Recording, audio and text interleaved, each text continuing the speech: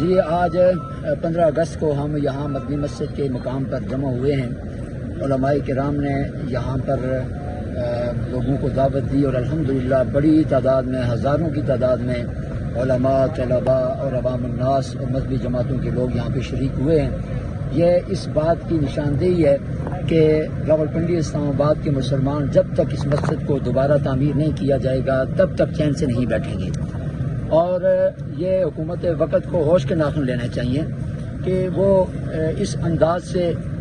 جو طریقہ انہوں نے اپنایا اور مساجد کو گرانے کا اور مدارس کو گرانے کا، یہ بند کر دیں۔ کہیں ایسا نہ ہو کہ یہ سلسلہ ان کی حکومت کے گرنے کا سبب اور ذریعہ بن جائے، اس لیے کہ یہ اللہ کے ساتھ جنگ ہے، اللہ کے دین کے ساتھ جنگ ہے۔ جو قرآن پاک کی یہاں بے حرمتی کی گئی، یہ تو کوئی کافر بھی نہیں کر سکتا۔ جو یہاں کے وزیر داخلہ کی حمایت پر یہاں پر کیا گیا، راتوں رات مسجد کو مسمار کر کے قرآن پاک کو نیچے دبا دیا گیا، اس لیے ایسے ملک دشمن میں سمجھوں گا کہ عوام الناس پرامن لوگوں کو اشتعال دلانے والے اقدامات کرنے والوں کو ایسے عہدوں پر ہرگز نہیں ہونا چاہیے۔ وزیر داخلہ محسن نقوی کو فی الفور اس سے استعفیٰ لینا چاہیے، اور اس کو کسی بھی ایسے عہدے پر جس سے عوام الناس کے مفادات ہوں اس عہدے پر اس کو نہیں رکھنا چاہیے۔ اور میں سمجھوں گا کہ جب تک